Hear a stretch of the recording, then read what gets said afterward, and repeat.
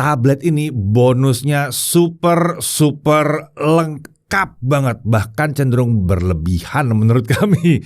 Tapi nggak apa-apa kan kalau lebih bonusnya.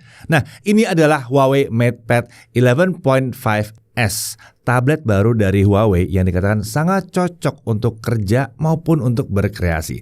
Layarnya 11,5 inci dengan resolusi 2,8K, refresh rate sampai 144 Hz, dan pakai Papermate Display 2.0 yang membuatnya jadi semakin unik. Ditambah lagi, Huawei juga menghadirkan beberapa aksesoris serta software spesial untuk mendukung produktivitas dengan tablet yang satu ini. Oke, langsung aja kita bahas tablet yang super lengkap satu ini. Huawei kembali menghadirkan tablet dengan layar unik lewat si MatePad 11.5S. Tapi tidak hanya layar aja yang diandalkan di sini. Di sini katanya juga ada beberapa hal lain yang membuatnya jadi makin menarik. Tapi sebelum kita bahas lebih lanjut, kita cek dulu isi paket penjualannya. Tentunya di sini ada tabletnya, kemudian ada kabel USB-C, dan ada chargernya dong. Ini adalah charger 22,5 watt, serta kita dapat juga kain microfiber. Nah, selain yang ada dalam box utamanya, di sini ada juga bonus berlimpah ya. Ada Huawei Smart Magnetic Keyboard, ada Huawei M Pencil 3rd Gen, dan dapat juga mouse Bluetooth dari Huawei. Menariknya lagi, untuk Huawei Smart Magnetic Keyboard dan M Pencil 3rd Gen itu sudah pakai teknologi Neuralink. Ya, Neuralink ini adalah teknologi yang menurut Huawei itu lebih hemat daya dan memiliki koneksi yang lebih stabil dan kencang dibandingkan Bluetooth biasa. Nah, untuk M Pencil 3rd Gen ini dikatakan oleh Huawei memiliki pressure sensing level di angka 10.000. Ini merupakan angka yang tertinggi di industri untuk saat ini. Umumnya stylus lain itu masih berada di angka 4.000-an. Konektivitasnya pun jadi lebih baik dibandingkan pendahulunya. Kalau mau pairing atau charging, tinggal tempel aja stylusnya ke tablet. Udah nggak perlu pakai adapter tambahan seperti di generasi-generasi sebelumnya. Sementara untuk keyboardnya sudah pakai keyboard yang detachable. Kita bisa menggunakan keyboard ini dengan 3 bentuk berbeda. Yang pertama adalah laptop form untuk penggunaan ala laptop tentunya. Kemudian ada split form yang memungkinkan keyboard dan tabletnya digunakan secara terpisah. Di sini koneksi keyboardnya bakal tetap terjaga ketika sedang dilepas atau dipasang. Jadi nggak perlu nunggu jeda beberapa detik baru bisa mulai ngetik. Ada juga studio form yang membuat tabletnya bisa digunakan seperti ini nih ya. Ini adalah posisi yang sangat cocok untuk mereka yang biasanya suka melukis atau menggambar dengan tablet. Nah, untuk desain, secara umum desain tablet ini terlihat simple dan elegan. Bodinya juga ringan dan tipis, di mana ketebalannya ada di angka 6,35 mm dan bobotnya diklaim ada di kisaran 515 gram. Untuk opsi warnanya ada violet dan ada space gray seperti yang kami tes saat ini. Oke, sekarang kita posisikan tabletnya dalam orientasi horizontal. Kenapa? Karena kameranya ya. Kameranya ada sisi terpanjang. Jadi cocok banget ini untuk yang tadi ada yang laptop form itu ya. Nah, kalau kita lihat dengan cara seperti ini, di sisi atas ada tombol volume dan ada 2 buah mikrofon serta ada dudukan magnet untuk M Pencil. Kemudian di sisi kiri ada tombol power dan ada 2 buah speaker. Di sisi bawah ada pin magnet untuk smart keyboard. Kemudian di sisi kanan ada 2 speaker dan ada port USB-C. Kalau di total ada 4 speaker di tablet ini dan menghasilkan suara yang cukup lantang dan kualitasnya juga keren untuk kelas harganya. Terkait audio, tablet ini juga sudah dilengkapi dengan solusi audio Hisense 9.0 dari Huawei yang diklaim bisa mengatur volume suara bergantung pada konten yang diputar. Misalnya lagi nonton film, volume suaranya akan dinaikkan saat ada dialog dan akan turun ketika dialognya selesai. Namun fitur ini baru bisa aktif ketika menggunakan earphone ya. Nah, beralih ke sisi belakang, ini adalah kamera utama 13 megapiksel. Lalu kita lihat ke bagian depan, ini adalah kamera selfie 8 megapiksel. Dan tentunya ada layarnya. Ya, sesuai dengan namanya, ini adalah layar 11,5 inci IPS resolusi 2800x1840 pixel atau 2,8K. Refresh rate-nya up to 144 Hz dan diklaim ini adalah 100% DCI-P3. Layar ini pakai Huawei Papermate Display 2.0.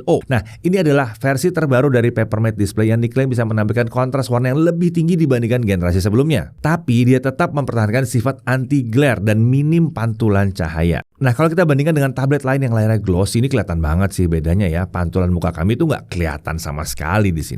Mungkin nanti ada yang bilang, itu tinggal pakai screen protector Mate atau anti glare aja. Nah, kalau pakai screen protector third party, biasanya masangnya kan jadi ribet dan kualitasnya juga belum tentu sebaik yang ditawarkan di sini. Kalau Papermate itu nggak pakai lapisan di atas layar, tapi itu adalah karakter dari si layar itu sendiri. Jadi, menurut Huawei, ini lebih unggul dari segi kualitas dan kepraktisan dibandingkan screen protector yang third party. QWERTY. Papermate display ini juga membuat pengalaman menggunakan layar di tablet ini jadi menyerupai seperti kertas rasanya ya. Jadi akan terasa lebih natural saat kita menggunakan untuk membaca majalah online atau komik atau novel, bahkan ketika saat digunakan untuk menulis atau gambar pakai stylus. Dan ada juga yang mengklaim bahwa Papermate display ini akan baik untuk kesehatan mata dan otak dibandingkan layar glossy. Mungkin karena nggak terlalu banyak pantulan. Layar ini disebutkan bisa mengurangi kelelahan otak sampai dengan 17% dan kelelahan mata sampai dengan 34%. Selain itu, untuk menjaga kesehatan kita, di sini juga ada sertifikasi untuk low blue light, flicker free dan reflection free dari TUV Rheinland serta low visual fatigue dari SGS. Jadi seharusnya layar ini memang tidak akan membuat mata cepat rusak atau cepat lelah saat digunakan berlama-lama. Nah, di tablet ini juga ada beberapa aplikasi yang memanfaatkan keunggulan layarnya, seperti misalnya GoPaint. Ini adalah aplikasi yang dikembangkan Huawei untuk pengalaman menggambar yang maksimal dengan fitur yang cukup lengkap di sini. Kita bisa milih bermacam-macam jenis kanvas beserta ukurannya. Ada juga opsi untuk mengatur brush mulai dari bentuk dan juga ukurannya. Ada lebih dari 100 opsi yang bisa dipilih untuk setting brushnya. Kita juga bisa menyimpan setting brush favorit dengan cara memberi tanda bintang seperti ini.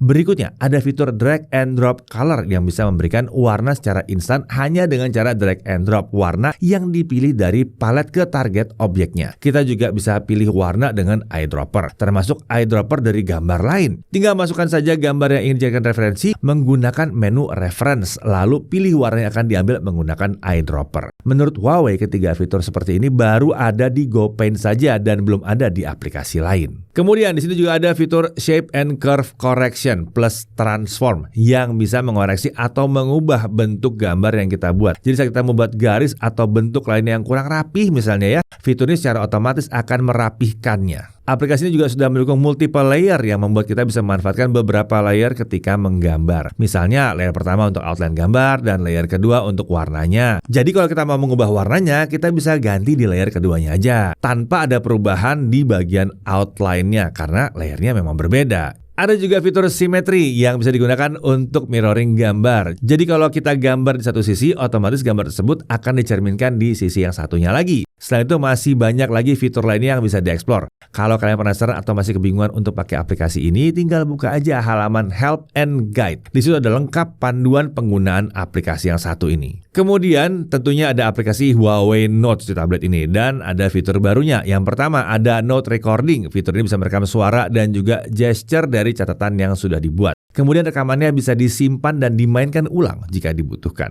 Kemudian ada Color Change with Lasso. Fitur ini bisa membuat kita mengubah warna objek yang sudah ditulis atau gambar dengan memanfaatkan Lasso Tools. Ada juga Quick Undo and Redo. Di sini kita bisa tap menggunakan 2 jari untuk undo dan pakai 3 jari untuk redo. Dan tentunya di sini ada PC level WPS Office 2.0.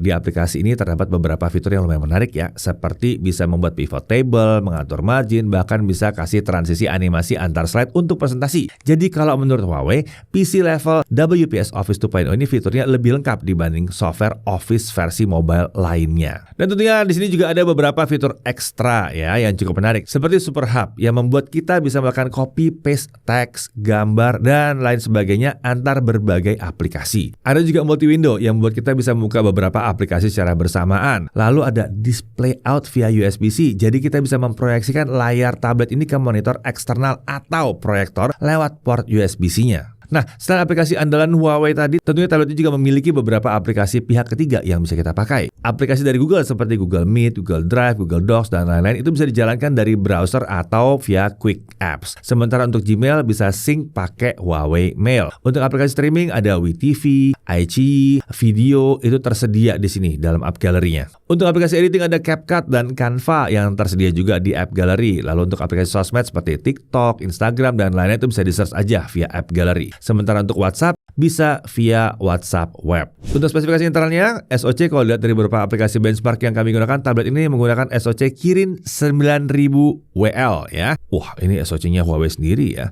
RAM-nya 8GB, storage-nya 256GB. Hanya ada satu opsi saja ya untuk variasi ini. Lalu untuk konektivitas dia Wi-Fi only. Untuk Wi-Fi sendiri itu udah mendukung Wi-Fi 6. Baterainya 8800 mAh dan ketika diuji untuk lokal video playback 1080p durasinya bisa mencapai 19 jam 4 menit. Ini hasil yang cukup baik untuk tablet yang 11,5 inci. Untuk charging dengan charger bawaan itu butuh waktu sekitar 2 jam 7 menit untuk mengisi sampai penuh. Nah, untuk harganya saat video ini dibuat, belum diketahui berapa harga pasti dari tablet ini, tapi infonya memang cuma ada satu varian yang 8256 aja kata Huawei ya. Harganya itu harusnya ada di kisaran 7 jutaan. Dan itu sudah termasuk bonus gratis smart keyboard, stylus, dan Bluetooth mouse ya. Untuk info lengkapnya nanti langsung cek aja link di dalam deskripsi. Kita masuk dulu ke hal yang perlu diperhatikan. Pertama, di sini tidak ada slot micro SD. Kemudian konektivitasnya Wi-Fi only. Tapi ya itu nggak terlalu masalah sih harusnya. Lalu tidak ada headphone jack dan fingerprint scanner. Lalu kemudian aplikasi Google itu hanya bisa lewat browser atau quick app saja. Belum senyaman aslinya tapi seenggaknya bisa jalan kalau dibutuhkan. Nah, dari sisi menariknya aksesorisnya lengkap. Keyboard, stylus, dan mouse Bluetooth-nya langsung dikasih sama Huawei. Lengkap, kap. Seenggaknya di periode promo penjualan ya. Jadi kalau betul-betul butuh, cari selama periode promo penjualan. Aksesorisnya pun terbilang lebih canggih dibanding versi yang sebelumnya. Layar papermate-nya membuat pengalaman membaca dan menulis dengan stylus itu serasa seperti di buku atau seperti pakai kertas asli lah gitu. Baterainya tergolong awet. Dia punya 4 speaker, kualitasnya juga cukup baik di sini. Kemudian dia juga support banyak software untuk produktivitas. Ya, pada akhirnya tablet ini memang menghadirkan pengalaman yang unik ya, khususnya karena layar papermate-nya dan kalau menurut kami, kelengkapan aksesorisnya. Selain itu, set fitur serta aplikasi yang tersedia tablet ini dan dukungan aksesoris yang memadai juga membuatnya bisa jadi perangkat yang cocok untuk bekerja di kantor, untuk kerjaan tugas kuliah, bahkan untuk berkreasi sekalipun. Bahkan menurut Huawei, tablet ini bisa untuk menggantikan peran laptop dalam beberapa skenario. Jadi kalau kalian merasa cocok dengan segala kelebihan yang ditawarkan ya, kami rasa kalian wajib mempertimbangkan tablet yang satu ini. Saya Deddy Irfan, Jakarta TV.